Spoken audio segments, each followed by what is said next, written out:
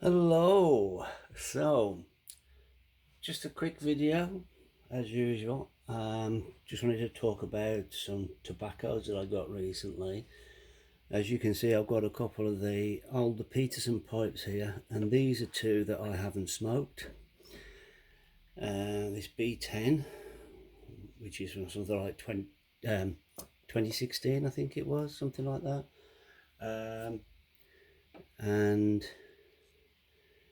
this 314, I think it is. Two that I haven't smoked yet.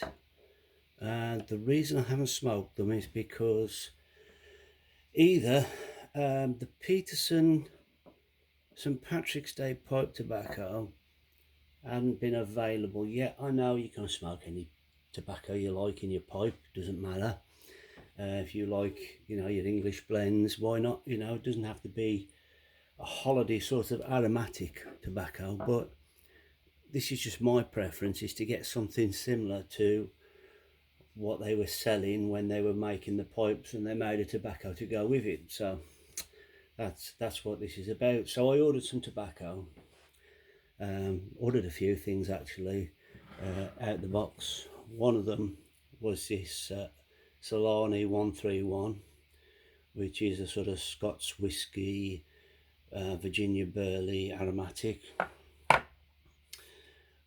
This was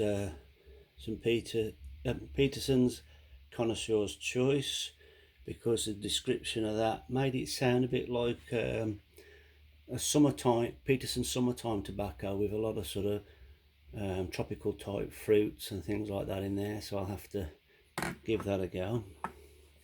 And there was also a couple of sample packets I bought. Now this one, Garwith Rich Dark Spring Dew. Now that's a name change. It used to be Rich Dark Honeydew.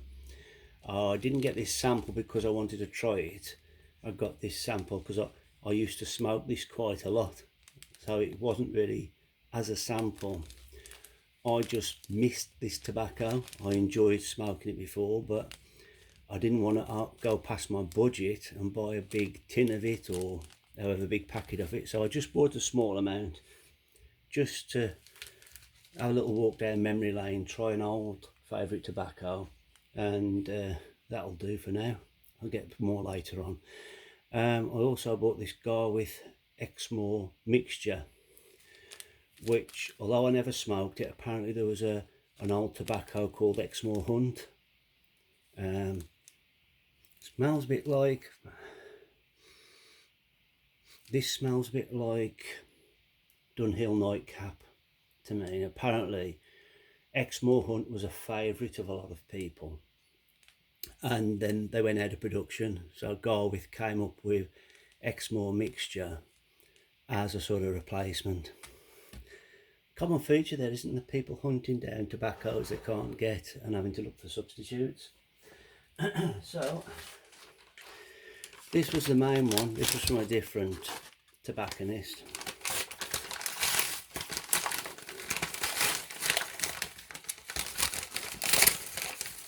This one, I think it was, just let me check. So those other ones were from Black Swan, or the Backy Shop as it's otherwise known. This is from my smoking shop.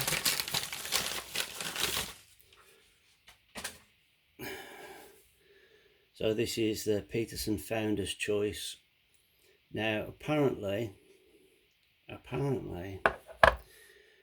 when they brought out, I think it was the St Patrick's Day Peterson pipe tobacco, I think it was 2014.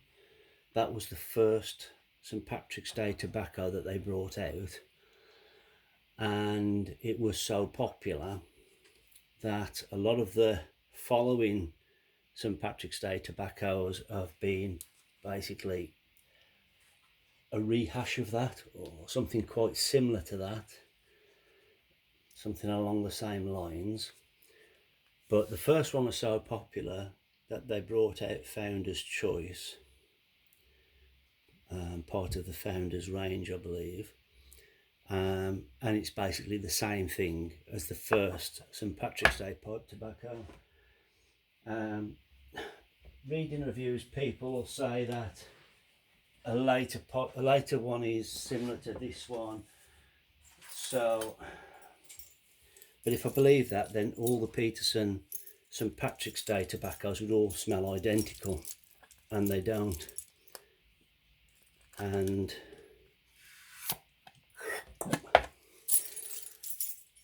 so I'm going to see if this smells similar to any of the ones I've had before. Apparently it's a cube cut.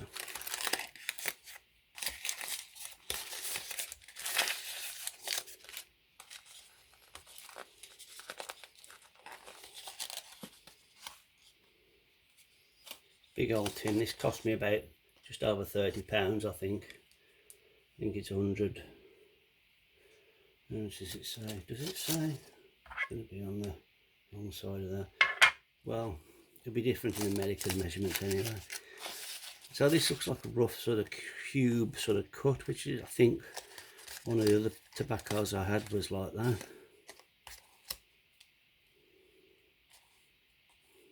Very moist. Smell's not hitting me right away, but I'm about a foot away, so let's have a little whiff.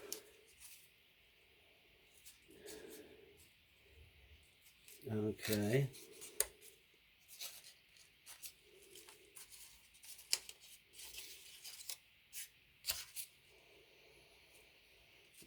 Okay, so that is what I'd expect for a Peterson holiday tobacco, whether it's summertime, Christmas time or St Patrick's Day. That's the kind of thing I'd expect. It's got that, there's a very sweet, fruity, basically, yeah, sweet and fruity, tropical fruits in there. But I wouldn't say that it suddenly jumps out and I go, oh, that's just like that one, that tobacco, but it's ideal for what I'm looking for anyway.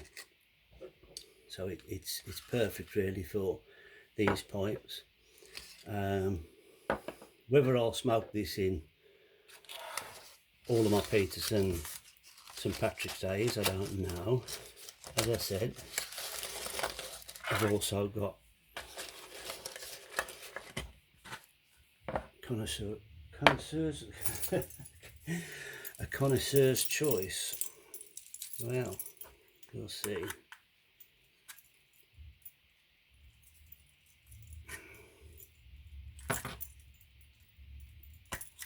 Nothing like being prepared and having the right tools to hand. There you go. I've never smelt this one either. None of these, apart from the Gar with Rich Dark Honeydew or Spring Dew, have I smelt, or I haven't had them before. I haven't tried them.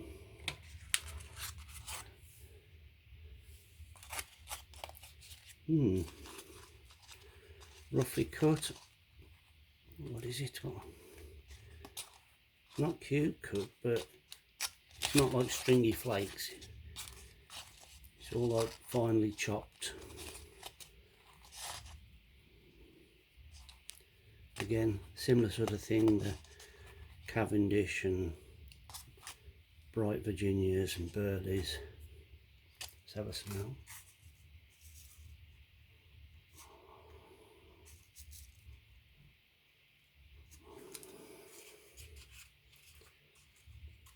It's very difficult to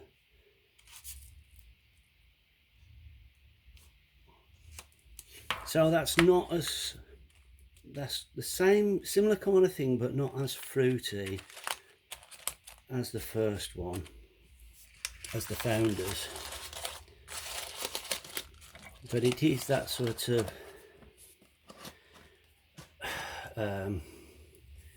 cakey, fruity, dried fruit sort of smell. And I'm at risk of just repeating myself on these. So hopefully I mean, a lot of the Peterson St Patrick's Day tobaccos are going to have some kind of alcohol, whether it's rum, whiskey, whatever. So I went for this, which is supposed to be an Irish whiskey, a Scots whiskey in there, which I know is not completely appropriate, but for me it's whiskey in a tobacco. Are you going to be that fussy? It's not like you're drinking it, so let's have a look. Solani 131. I'll have to hurry this up because somebody's come in.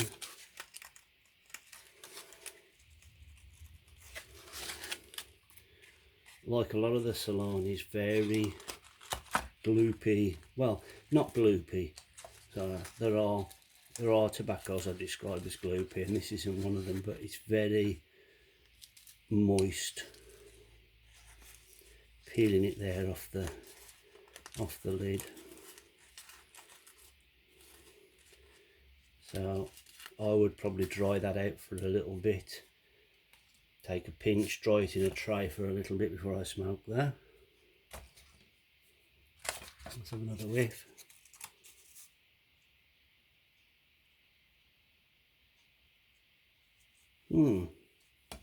Interesting. There are some, this is going to sound weird, but you got the tobacco and then you've got, this sounds weird, but it's like there's a lot of flavours there hiding below the surface. I know that sounds a bit odd, but you know that they're there, smelling them, and they need to be drawn out so they don't hit you in the face, but as you breathe, inhale in, you can tell they're there. Right, it's all gone a bit weird now. So, sip of tea. Wish you all a good day, and I'll see you again soon. Bye bye.